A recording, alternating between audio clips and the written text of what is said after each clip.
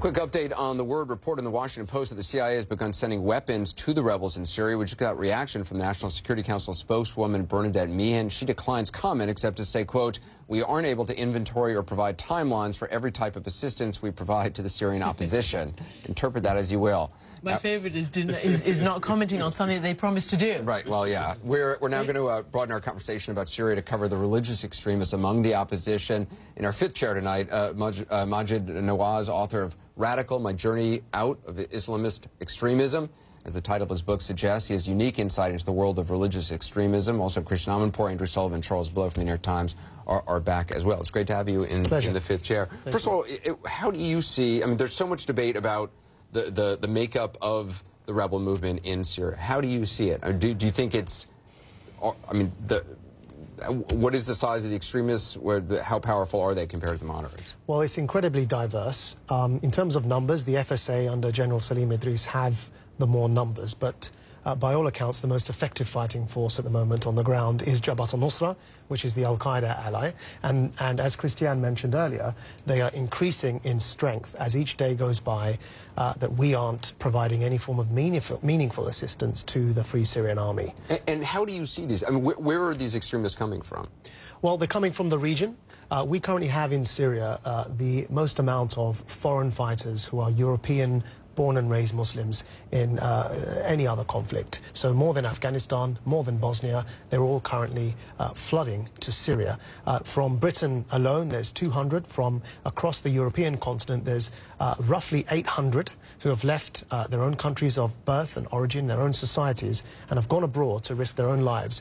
And in many of those cases, they've joined the Al-Qaeda affiliate, and they're learning how to kill, how to fight, how to make bombs, and of course, one day they'll return to their home countries. This is obviously a weird question, but is this something you would have done back when you were an extremist, I mean, back when you held these beliefs? So I didn't belong to a jihadist group. I belonged to a revolutionary group. It attempted to overthrow governments via military coups, and I did travel for that purpose. Right. And I traveled to Egypt for that purpose. I traveled to Pakistan. It's quite a sentence, by the way. You said very casually. I was going to stop you right there and be like, hey, we need to talk about that a little bit more. I'm like, okay. And why are you yes. So the distinction being, of course, that you know, a military coup wouldn't target civilians. And we should explain to people who have not read about you and don't know about you. You were arrested. You were imprisoned in Egypt, and it's really when you were in custody in Egypt that you began to change. You began to change your mind. This is a crucial point, and it comes back to this point of humanitarianism. I was radicalized because of what I witnessed in Bosnia with the Srebrenica massacre, and my belief at the time that nobody was there to help and intervene on behalf of the Muslims in Bosnia. My exit from the radical group that I joined was when Amnesty International adopted me as a prisoner of conscience in Egypt and on principle began campaigning for my release despite knowing that I believed them to be my enemy. So, and I've written in my book that where the heart leads, the mind can follow. And it was Amnesty's humanitarian intervention on a micro level for me that led to my journey. Now, I'm somebody who, whereas before I was fighting democracy, I'm now standing for Parliament in the UK for the 2015 general elections. If we can replicate that experience that happened to me on a micro level, on a macro level, say for example in Syria, then we can go some way to stemming the flow of fighters that are joining Jabhat al-Nusra. And you go out and you talk to people who held the same ideas that you held and try to convince them, try to kind of hold it up to logic. Yeah, I mean, when I left the group, I basically decided to challenge the former ideology, to challenge what I now call the Islamist ideology. And I go to countries like Pakistan, I go speak to the students on the ground. I visited the city where Malala Yousafzai was shot, for example, and we organized a big debate there, and challenging the Taliban and discussing the causes of extremism. I'm attempting to generate alternative discourse around this whole agenda. May I ask you, what has happened to your faith in that period? It's very possible, and in fact the majority of Muslims in this world are Muslims and have no track whatsoever, not just with terrorism, but with the politicized version of Islam that I refer to as Islamism. And that's briefly defined as the desire to impose any given interpretation of the religion over society. Right. Most Muslims in the world, the vast majority of them, are of the faith variety rather than the ideological But in variety. most Muslim societies, the notion of a separation between religion and politics is really not understood or even accepted, let alone embraced, right?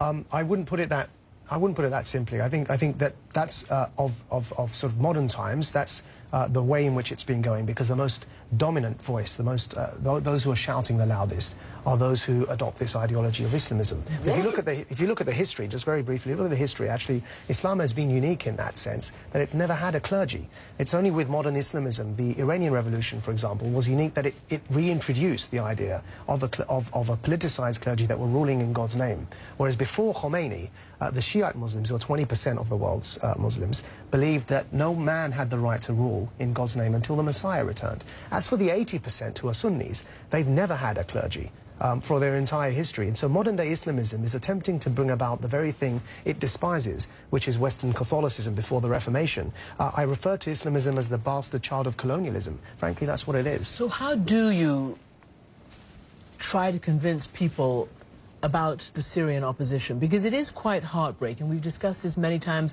We reported it 2.5 years ago. The first people who came out on the streets in Syria were kids who scrawled slogans on the wall against Assad, you know, mimicking what had happened in Tunisia and Egypt. They were arrested, they were tortured, often to death. Their bodies were returned to their families. And this is what started the original sort of uprising in Syria.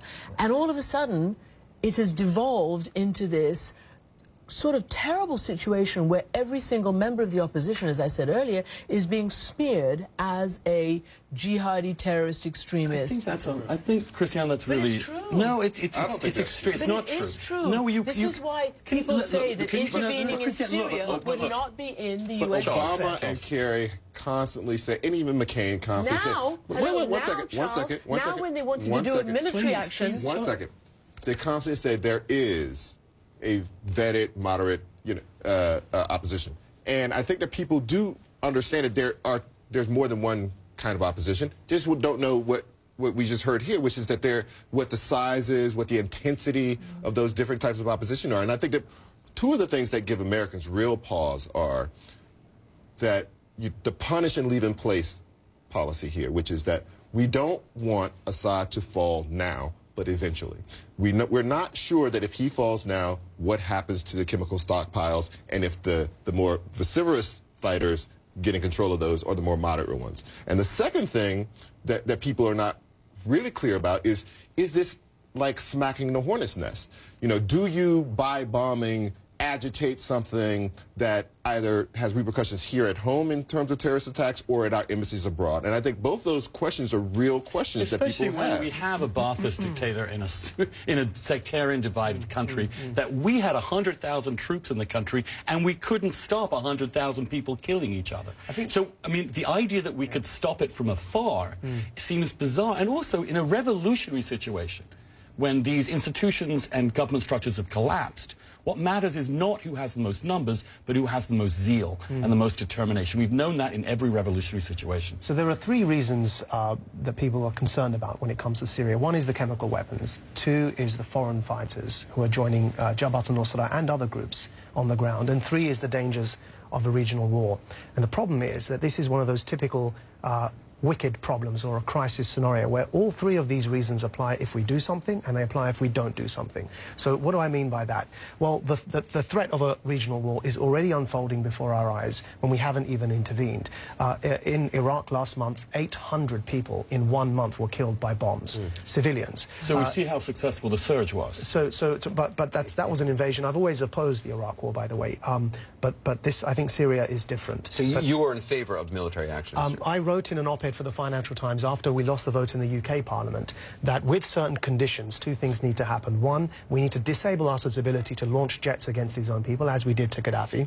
And the second is we need to somehow make sure those chemical weapons are disabled. Now, the technicalities of how to do that with the chemical weapons is a matter for discussion, but those two things are vital. And those three worries that people have about the risk of a regional war, foreign fighters joining extremist groups, and those three reasons I mentioned, they're happening whether we intervene or not. But what is the greater threat, though? I mean, we keep hearing that the greater threat is doing nothing.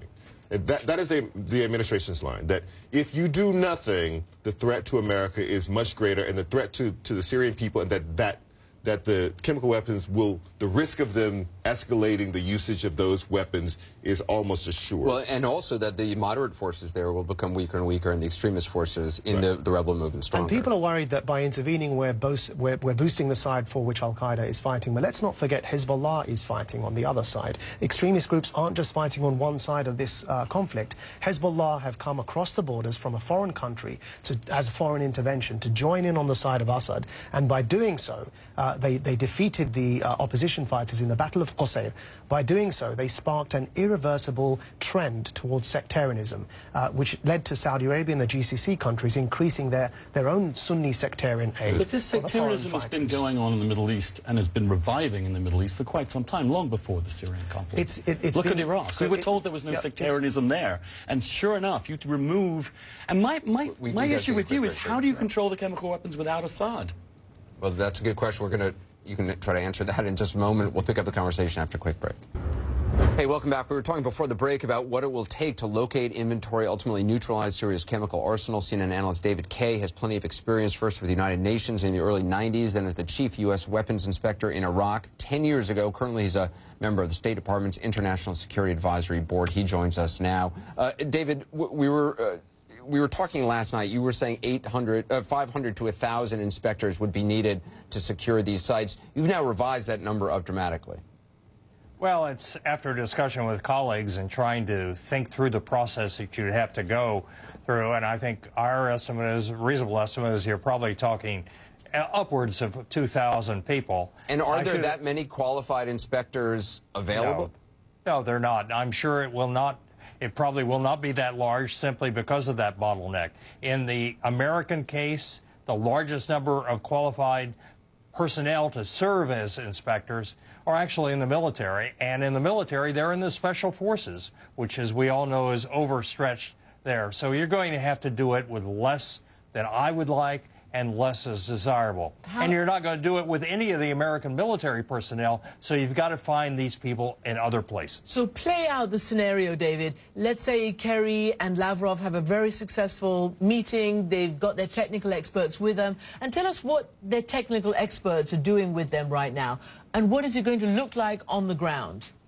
Well, I think the Americans, at least I hope the Americans, are stressing that the inspectors have got to have an unfettered right to intervene, to inspect, to move freely, to bring the equipment they need, that the Syrians have an obligation that the Russians have got to insist that they honor of providing the physical protection and security for the inspectors, because they're not going to come with arms and their own troops to guard them, that this will be intrusive, and that they're going to move quickly. And let me emphasize that. Look, anyone who's ever done this understands that you have a limited window of opportunity, and you do as much as you can in the first 3 weeks to 3 months, because sooner or later the people you're inspecting are going to decide you're too intrusive, they're giving up something they didn't intend to give up, they didn't realize that's what the Russians meant, or they really would like to keep this. There's a correlation of forces immediately around the good feeling a Security Council resolution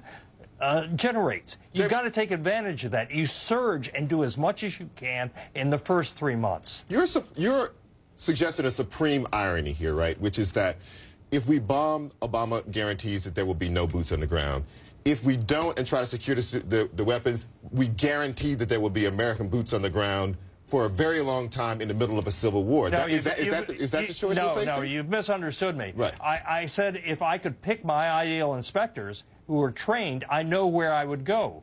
I don't think I or anyone else will ever have that right. So you're going to have to pick up people.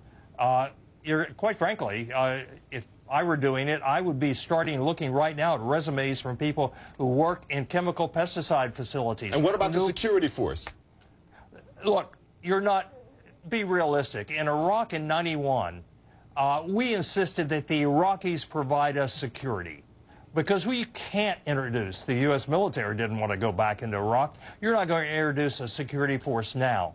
Now, the difficulty of that is, at some point, as we saw 2 weeks ago with the chemical inspectors that went in there, the Syrians will say, it's too dangerous to go someplace. At that point, as an inspector, you have two options. Maybe it is too damn dangerous to go someplace, or they're trying to keep you from going to a place they don't want you to go. David, how many inspectors do you think are there qualified right now in the world? Look, it's in the hundreds. It's not in the thousands. So you're saying you would start looking at resumes from people from pesticide? Are you saying like exterminators? I mean, this is a dumb question. This is well, no, I certainly is it that wouldn't. bad? Are we in that bad a shape here? I'd like to see the translation if I told the Syrians I was coming with exterminators. Okay, all right. Well, that's true. Yeah, that would not go well. No. All right. No, I'm talking about process engineers who work for companies like Dow, who know how the first thing you've got to do, the first piece of information an inspector wants in this case, is show us the records of your production. We know the facilities they designed in the 60s and 70s. They were designed with the help of the Soviet Union. They now have a chemical inventory that's a result of 45 years of producing chemicals. The only way you can compare what they say when they hand up and say, this is what we've got, secure it, whether that's even close to what they actually have, is by looking at those production records. I just got to jump in. We were reporting what the Washington Post was reporting earlier. I should just point out CNN has now confirmed the Washington Post earlier reporting that the CIA is now providing weapons to the Syrian rebels. Just an interesting nugget, David, to all this talk about the stockpiles and the fact that actually one of the successes is now that they've admitted to having it. But I'm so fascinated by Syrian ministers who seem to be falling over themselves now to give more details. It's almost like TMI. Today, one of the cabinet ministers said, you know, yeah, we've got chemical weapons, and those were our strategic calculation as a strategic balance against Israel. I mean, he actually said that out loud. Majid, do you have any doubt that some of the Islamists, the extremists, the Al-Nusra Front and others, would use chemical weapons if they had access to them? Well, absolutely no doubt. If they had access to them, they would use them. And that's one of these arguments that cuts both ways, because we're worried about whether, if by intervening, we're going to make the situation worse. Again, if by not intervening, some of the extremist rebels take over some of the areas where these chemical weapons are being held, they would most certainly use them if they had the opportunity. We've had non-Al-Qaeda members, Abu Sakar and the Omar Farouk Brigade.